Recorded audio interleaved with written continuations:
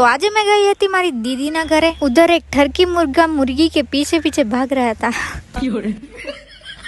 So hello, good morning guys. તો આજે સવારમાં દીદીનો ફોન આવ્યો હતો કે ઘરે આવજે, તો मैं फटाफट रेडी થઈ ગયેલી હતી। એમ તો हमको पेट में दर्द कर रहा था, फिर भी हमको जाना पड़ेगी, नहीं तो मेरी दीदी नाराज हो जाएगी। કપડામાં મને કંઈ જ સમજ નહીં પડ્યું, તો મેં ઓલ બ્લેક પહેરી લીધું, બ્લેક કુર્તી અને બ્લેક પેન્ટ, કેમકે કપડાં જ્યારે પહેરવાની વાત આવે તો મેં 2 દિવસ આગળનો વિચારી રાખું। પછી મેં વિચાર્યું મારી દીદીના ઘરે જતી જ છું તો લોઠા લોકો સારું કાંઈ ને કાંઈ તો લેવું પડે, એટલે મેં જ ગઈ દુકાનથી ચોકલેટ અને પડીકા એવું લઈ લીધું। પછી આવી ગઈ હું ઘરે આવીને મેં મારી ઓરિયો બિસ્કિટ કાઢી લીધી, કેમ કે મને બહુ જ ભૂખ લાગેલી હતી ને મેં કંઈ સવારનું ખાધું બી નહીં હતું। તો તે બિસ્કિટ એવું ખાઈને મેં મારી બીજી દીદી સાથે નીકળી ગઈ મારી બીજી દીદીના ઘરે જવા માટે। તમે તો કન્ફ્યુઝ થઈ જશો હશે ને કે કેટલી બેન છે। અમે વધારે જ બેન છે, એટલે તમારે જાણવું હોય તો મને કમેન્ટ કરજો, એટલે મેં કહી દઉં કે અમે કેટલી બેન છે। તો પછી અમે બ્યુટીફુલ વ્યૂ જોતા આવી ગયા મારી દીદીના ઘરે। મારી દીદીનું કયું ગામ છે કહી દઉં, મારી દીદીનું ગામ છે ગોપડા। તો અમે આવી ગયા હતા દીદીના ઘરે। દીદીએ કેટલી મસ્ત વેલી ચડાવી મૂકેલી છે। ડેડી હતા ત્યારે તો અમે આવ્યા જ કરતા હતા અહીંયા, પણ અત્યારે મેં 3 વર્ષ પછી આવું છું અહીંયા। આવીને પહેલાં જાંબલી તો શોધી જ કાઢી મેં, કેમ કે ઇસકે તો હમ જન્મ કે ભૂકે હે, એટલે ખાઈ બી લીધી। આ ખાઈ તો હું તો શું બધું જ ઉડી જાય।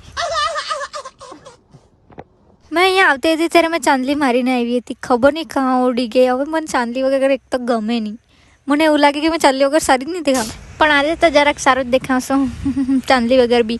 પણ મને ચાંદલી વગર ગમે નહીં, એટલે મેં શોધીને રહેવા ચાંદલી। તો મેં શોધવા લાગી મારી દીદીના કબાટમાં ચાંદલી। તેમાં આટલી બધી ચાંદલી હતી પણ મને બ્લેક નહીં દેખાતી હતી, પણ આના અંદર હતી, એટલે મેં બહુ જ ખુશી થઈ ગઈ। પછી મેં લગાવી લીધી। દીદી લોકો તો બારમુમાં ગયા હતા અને મને બહુ જ ભૂખ લાગી હતી। શાક હતું પણ મેં અથાણું જોડે ખાવાનું મને બહુ ગમે, એટલે મેં ખાઈ લીધું અથાણું સાથે।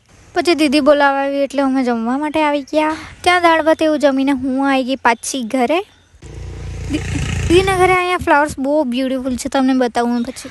ઘરે આવીને પછી મસ્ત આરામથી બેસી રહેલી હતી। પછી મને યાદ આવ્યું કે મેં ચોકલેટને એવું લાવી હતી, તો ચોકલેટને હું મંગાવી। મેં મારા માટે બી લાવી હતી ને ટેણે લોકો માટે બી લાવી હતી, તો એ લોકોને બી ખવડાવ્યું ને મેં બી ખાધી। પછી સવારમાં જોયું તો ચક્કો ને ચક્કી સાથે જતા। અત્યારે ખબર નહીં ચકલી ક્યાં જતી રહેલી છે ને, તો ચકલું ક્યારનું બૂમ માર્યા કરો છે।